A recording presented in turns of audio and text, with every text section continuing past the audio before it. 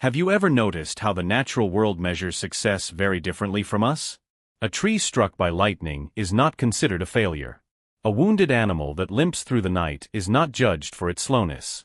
So why then do we look at ourselves, still breathing, still trying, still here, and call it defeat? What if the fact that you are still standing, after everything that tried to knock you down, is not a sign you're behind, but a sign you're winning in a way you've never been taught to see? I want to speak to you quietly today. Not to motivate you in the loud, fiery way that burns bright and fades quickly, but to steady you. To help you rest your weight for a moment. Because if you're listening to this, chances are you're tired. Perhaps not just in your body, but in your spirit. You've tried. You've hoped. You've endured. And somewhere along the way, you began to wonder if simply continuing was proof that you'd failed to move forward. I'd like to gently suggest something very different. This is not a talk about pushing harder. It's not about grinding through pain or forcing optimism where it doesn't belong. It's about understanding a truth that nature has always known, but modern life has made easy to forget. Survival is not weakness. Endurance is not a consolation prize. And standing, especially when the world keeps pressing down, is not something small. It is something extraordinary. When I've spent time observing forests, deserts, oceans, and plains, one pattern returns again and again. Life does not rush. Life does not panic. Life adapts. A tree does not grow taller every year. Some years, it simply survives storms.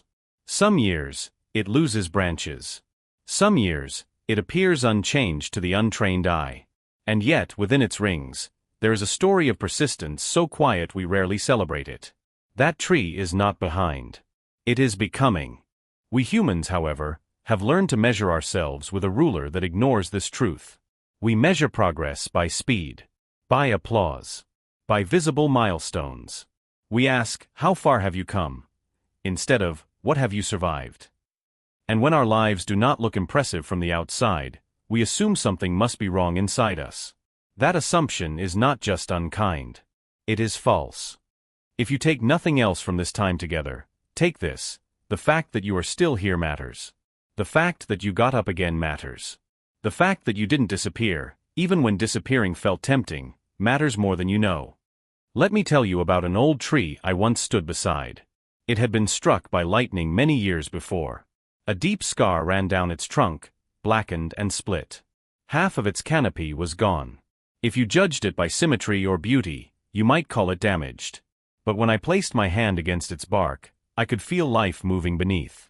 It still drew water from the soil. It still fed birds and insects. It still stood, season after season, offering shade it could no longer fully provide. And I remember thinking, this tree has every reason not to be here.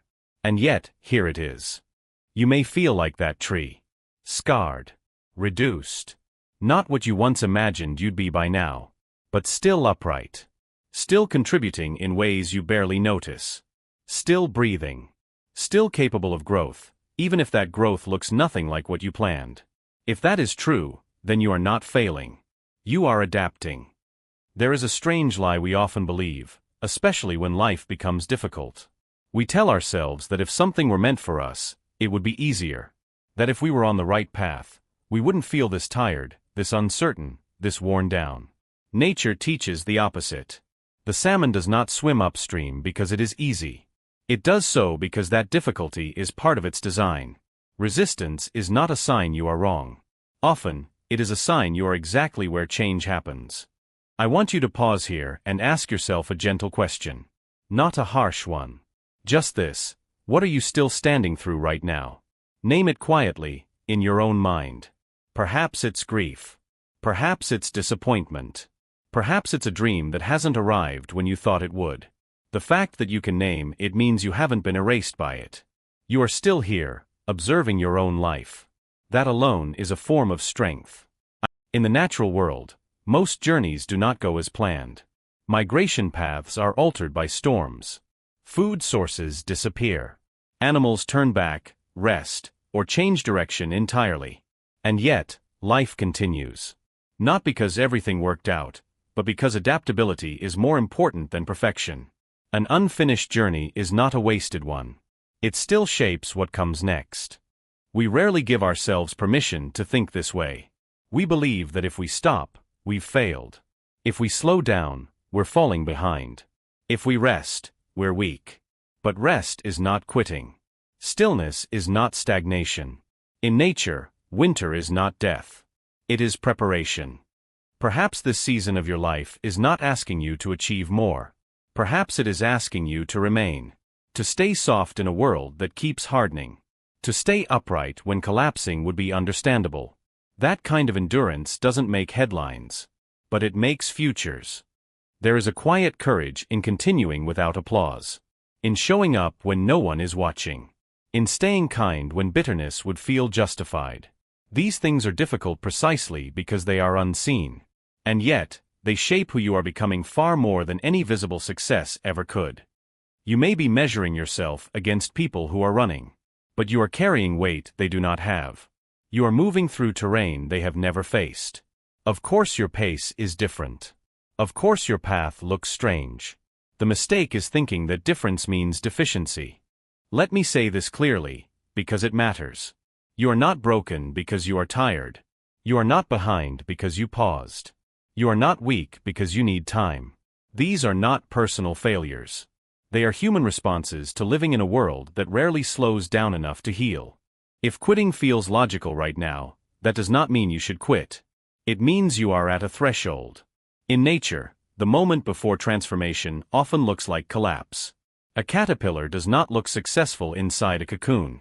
It looks like it has dissolved. And yet, something remarkable is happening in that darkness. Something patient. Something irreversible. I am not asking you to be hopeful in a shallow way. I am asking you to be honest. Honest about your limits. Honest about your pain. Honest about the fact that you are still here. And honesty, when practiced gently, can be more powerful than optimism. So what can you do practically, when life feels heavy and progress feels invisible? Start small. Smaller than you think you should. Redefine what a win looks like today. A win might be getting out of bed. It might be speaking kindly to yourself. It might be choosing not to give up, even if you don't know what you're holding on for yet.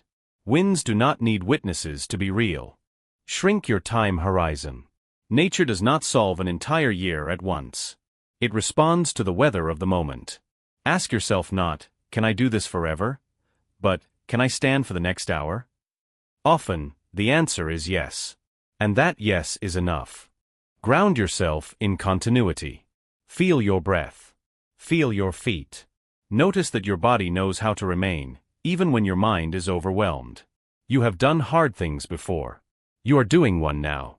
And you are still standing. What changes when you stop demanding proof that you're worthy of patience? What softens when you allow survival to count as success? As we come to the end of this conversation, I want you to look at your life with a kinder lens. Not to deny the pain, but to honor the persistence. You may have arrived here believing you were behind. But perhaps you were simply enduring a season that required strength without celebration. You are not weak for needing time. You are not failing because you are tired. You are not lost, you are adapting. And if you are still standing, then by the oldest rules of life itself, you are still winning. If these words settled something inside you, even briefly, you're welcome to stay a while. You may share your thoughts, or simply carry this perspective with you into your day. Sometimes, that is enough. Subscribe now for more.